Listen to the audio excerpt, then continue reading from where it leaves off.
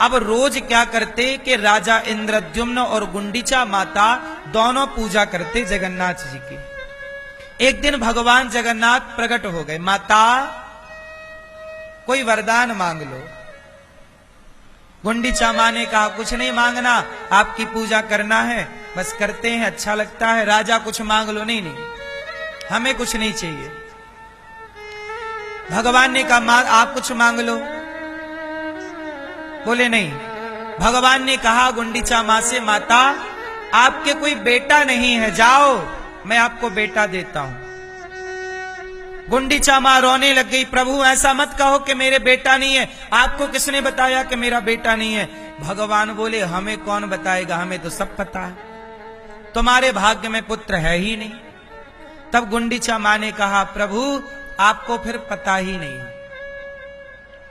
हमारे 2 बेटे हैं और 1 बेटी है। भगवान जगन्नाथ जी बोले आपके कौन बेटा है? तब माता बोली प्रभु आप जगन्नाथ जी और बलभद्र, मैं आपको ही अपना पुत्र मानती हूं, और ये जो बीच में बैठी है तुम्हारी बहन, इसे मैं अपनी बेटी मानती हूं। जब ये सुना तो भगवान जगन्नाथ जी रोने लगे कि माता आप मुझे माता यशोदा के रूप में प्राप्त हो गई हो, अब मुझे आप पुत्र के रूप में देखती हो तो मैं भी आपको मां के रूप में देखूंगा। और तब से जगन्नाथ भगवान की माता हो गई मासी मां, उनका वहां नाम है मासी मां, गुंडीचा मां। अब वो रानी राजा का ना जो महल था वो ठीक जगन्नाथ भगवान के मंदिर के सामने, जो यात्रा निकलती है बड़ी सी सड़क है, ठीक सामने जो महल है वो राजा रानी का है। वहां से रोज वो माता भगवान को देखा करती और भगवान के लिए फल मिठाई लाया करती कि मेरा बेटा खाए। करते करते ना मैया का बुढ़ापा आ गया, और इतना बुढ़ापा आया कि मैया एक कदम चलने में सक्षम नहीं। तब मैया आखिरी बार आई, बेटा जगन्नाथ अब मैं आ नहीं सकती तेरा दर्शन करने। तो भगवान बोले कोई बात नहीं मां, आप बैठो, आप नहीं आ सकती हो पर मैं आपका दर्शन करने आऊंगा। तो साल में एक बार इसी महीने में, आषाढ़ है ना के महीने में, भगवान श्री कृष्ण भगवान जगन्नाथ जी अपनी माता का दर्शन करने रथ पर चढ़कर जाते हैं, जिसे भगवान जगन्नाथ जी की रथ यात्रा कही जाती है।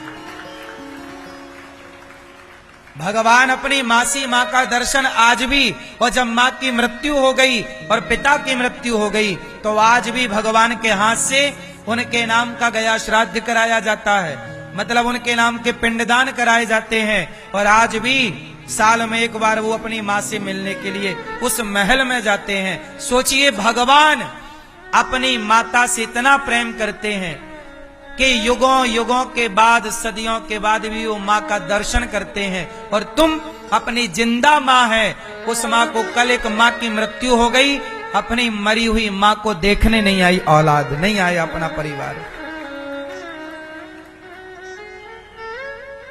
देख लो गौरी गोपाल में एक वृद्ध मां की मृत्यु हो गई ना कल, उनके अपनों ने नहीं सुना, ना अपनों ने हाल चाल जानने का प्रयास किया, ना आए।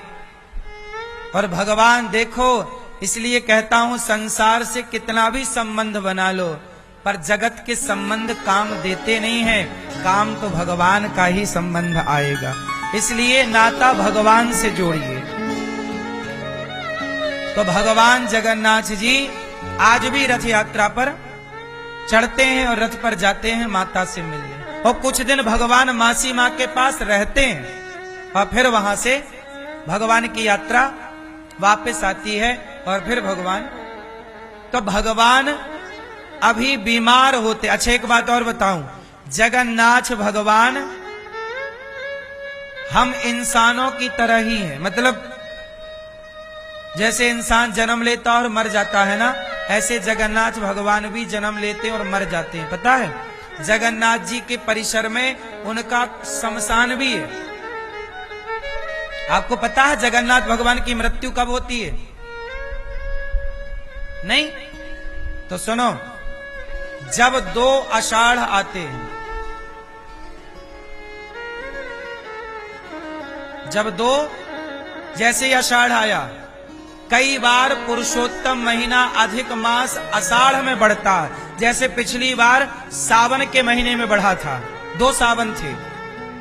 पुरुषोत्तम महीना कब आया?